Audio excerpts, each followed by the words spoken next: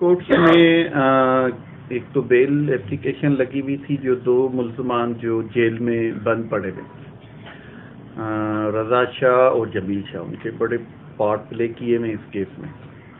उनकी bell pending थी, तो लास्ट डेट पे उनकी हियरिंग्स हो चुकी थी और उसको इस केस को पार्टनर इसलिए बनाया गया था कि उनकी हियरिंग्स हो चुकी है। आज उसको हियरिंग्स में हमारा टाइम रखा हुआ था कि आप हियरिंग्स करें। उनको हमने कोर्ट में बताया कि ये असल में उन्होंने पार्ट लिया है कि जी हमारा कोई इस केस से कोई वास्ता नहीं, लेकिन किसी भी मुल्जिम ने एटीसी कोर्ट में और हाई कोर्ट में कहीं पे ये नहीं कहा है कि मैं इसे नहीं जानता या मैं इसे जानता हूँ। खुद को अलग अलग उन्होंने अपने आप को जाहिर किया है। तो कोर्ट में हमने रखा सारा कि सर ड्यूरिंग इन्वेस्टिगेशन जो है ये रज़ा शाह, ये जमील शाह, उनके फ़ोटोज़ भी मैंने जो कैंसिलेशन ऑफ बेल में इनके लगाए थे वो मैंने दिखाया कि सर ये इनकी कनेक्टिविटी है, ये एक दूसरे को पहले तो जानते हैं, अननोन एक दूसरे से नहीं है। और दूसरा उनकी सीडीआर जो ड्यूरिंग इन्वेस्टिगेशन में इनायत शाह और एहसान शाह की निकली थी, उनमें इनकी कॉल्स हैं जो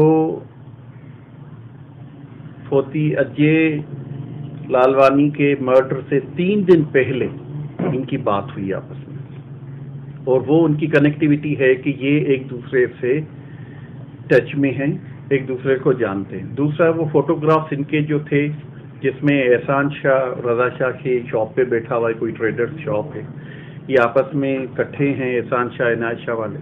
तो ये सारी कोर्ट को हमने पिक्चर क्लियर की कि सर इस पिक्चर के हिसाब से ये क्लेम नहीं कर सकते कि ये इनको नहीं जानते। डेफिनेटली इस केस को जो है it's not ordinary case actually. एक तो जर्नलिस्ट का केस है, ऊपर से जिस तरह से ये FIR हुई और ऊपर से जैसे इनकी अरेस्ट को पॉसिबल बनाया गया कि उस पर्सन को, तो it was not ordinary case.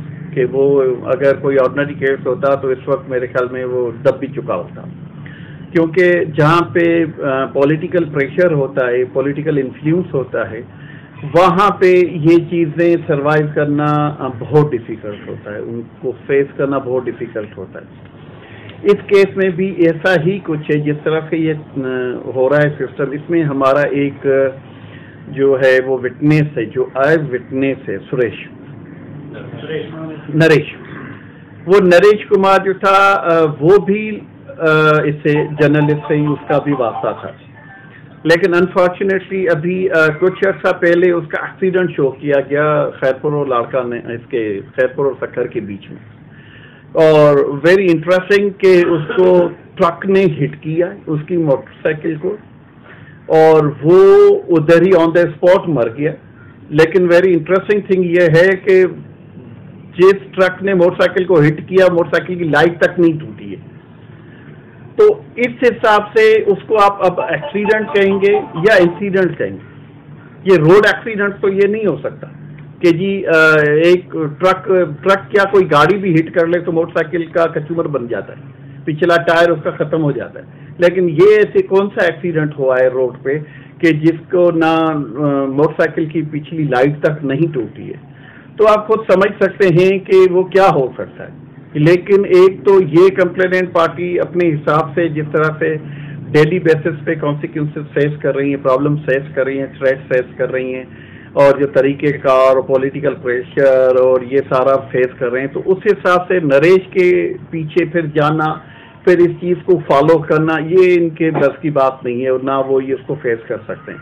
लेकिन एटलीस्ट एक आई विटनेस इस केस का जो है उसको सुला दिया गया, उसका मुंह बंद कर दिया गया, वो अब नहीं आ